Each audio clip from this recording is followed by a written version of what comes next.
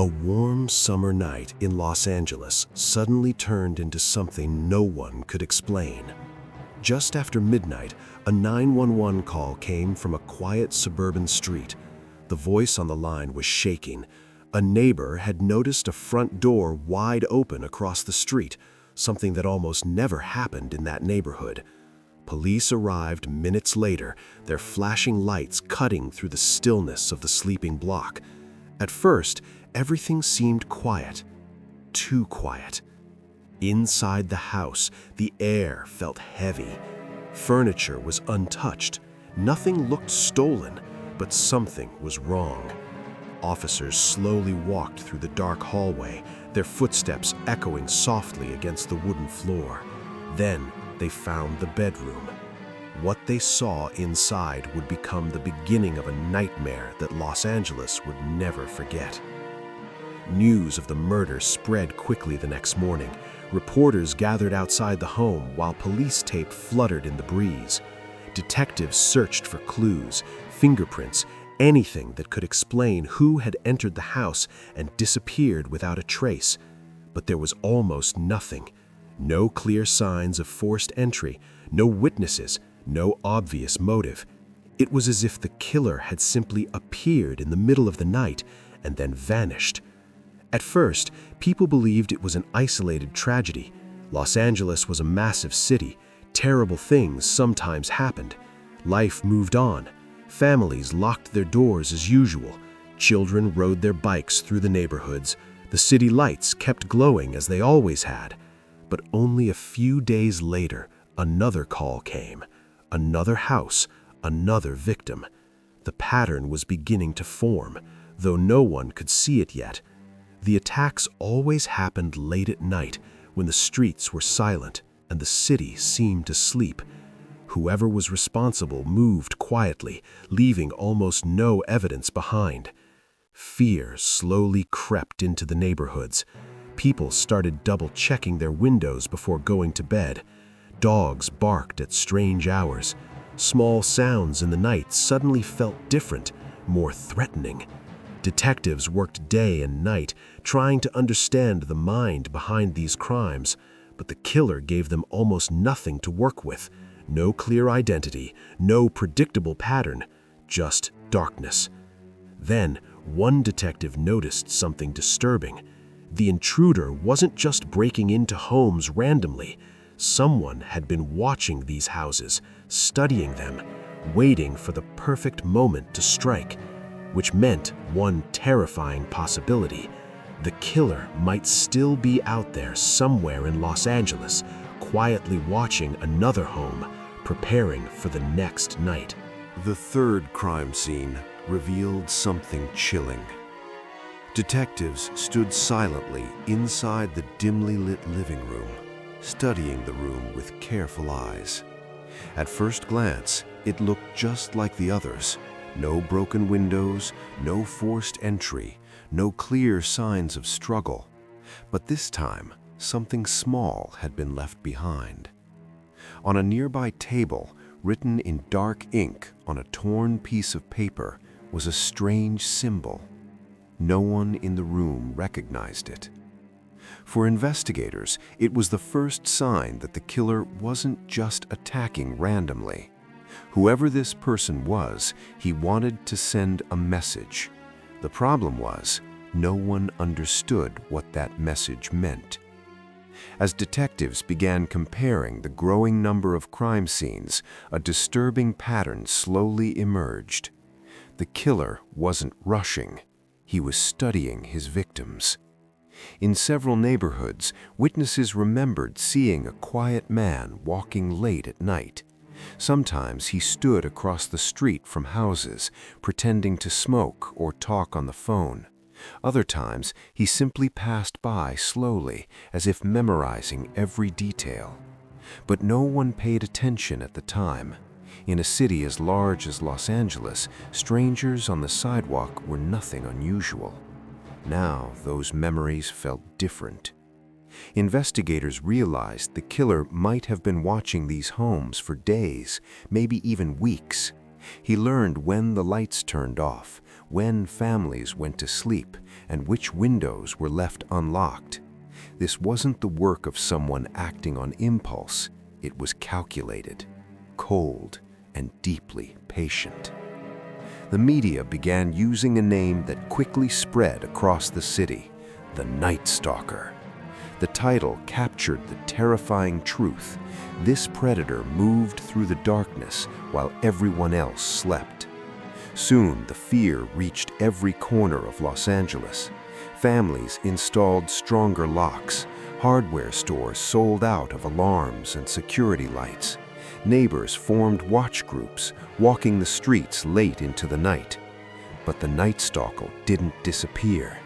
Instead, he seemed to enjoy the fear growing around him, because somewhere in the city, someone was still watching, waiting, and preparing for the next move. Detective Maria Sanchez believed the killer would strike again that week. By this point, Los Angeles was living under a cloud of fear. Every night felt heavier than the last. Windows were locked, porch lights stayed on, and families slept uneasily, listening to every small sound outside their homes. But Maria wasn't waiting for the Night Stalker to make the next move. She decided to force it. After studying the previous crime scenes, she noticed something subtle.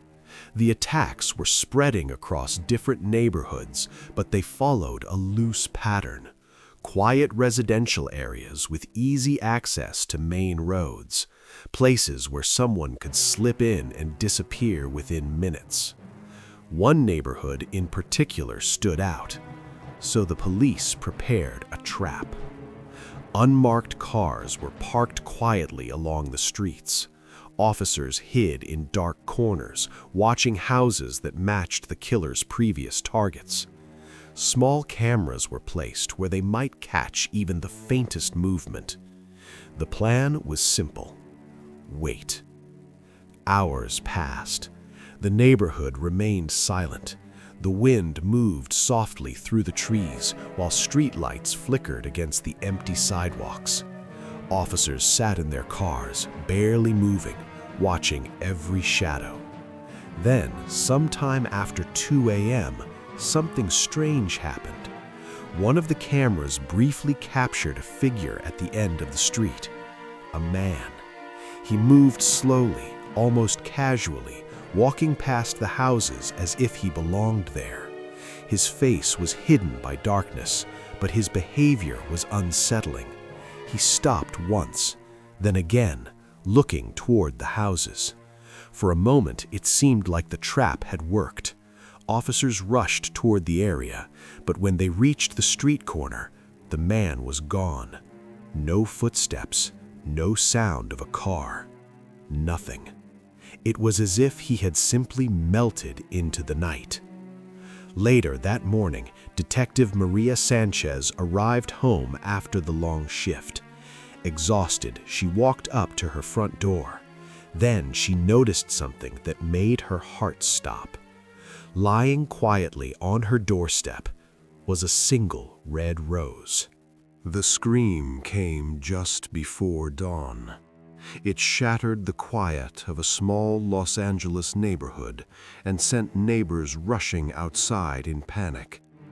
Police sirens arrived within minutes, but by the time officers entered the house, the Night Stalker had already vanished once again. This crime scene felt different. In the bedroom, a young woman sat trembling on the floor, wrapped in a blanket.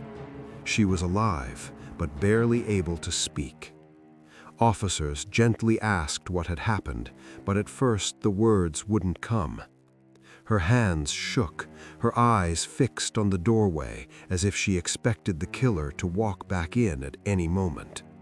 She had survived, and that meant something detectives hadn't had before: a witness. Hours later, at the hospital, the woman finally began to talk. Her voice was quiet and uneven, but every detail mattered. She described waking up to a shadow standing beside her bed, a man's silhouette, tall and still, watching her in the darkness. She couldn't see his face clearly, but she remembered something strange. As he moved, a small light from the window briefly touched his wrist. For just a second, she saw a faint tattoo, an unusual shape, almost like a symbol. That single detail changed everything. Detectives immediately began searching records, gang databases, and past arrest reports. Tattoos were often personal, sometimes unique. If they could identify the symbol, they might finally narrow down their suspect. Days turned to nights as investigators worked non-stop. Sketch artists recreated the design, while patrol units quietly followed leads across the city. Then, something unexpected happened. A traffic camera in East Los Angeles captured a blurry image of a man walking alone late at night. When detectives zoomed in, they noticed something chilling. On his wrist was a mark, the same shape described by the survivor.